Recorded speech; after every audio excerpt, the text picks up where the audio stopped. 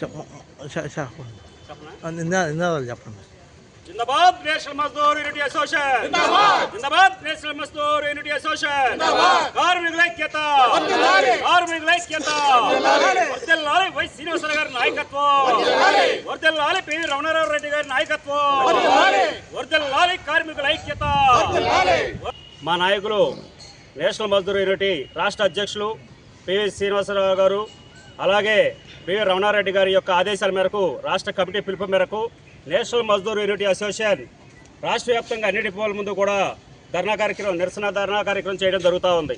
ముఖ్య ఉద్దేశం ఏంటంటే పెనాకిల్ అనే సంస్థకి ఈ ఎలక్ట్రికల్ బస్సులు ఇవ్వడం వల్ల చాలా సంస్థని ప్రైవేటు పరంగా చేసేటువంటి సూచనలు ఉద్యోగుల్లోకి వెళ్తూ ఉన్నాయి.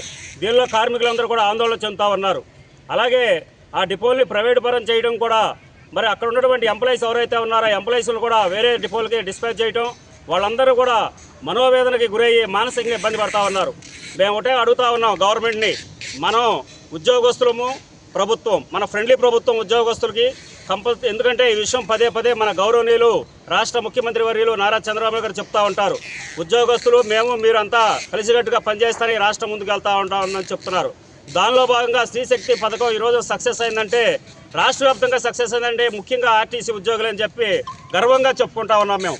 కానీ ఈ రోజున సాప కింద నీరులాగా మరి 12 డిపోల్ని రాష్ట్ర వ్యాప్తంలో 12 డిపోలు ప్రైవేటు సంస్థకి ఇవ్వడం వల్ల చాలా బాధాకరంగా ఉంది. ఇది ఎమ్మడనే వెనక్కి తీసుకుని కార్మికులకు మనోధైర్యాన్ని నింపి మరి ఆ డిపోల్లో ఇచ్చినటువంటి ఎలక్ట్రిక్ బస్సులు ఏవైతే ఉన్నాయో ఆ నిర్వహణ మొత్తం కూడా ఆర్టీసీ ఉద్యోగులుగా ఇచ్చి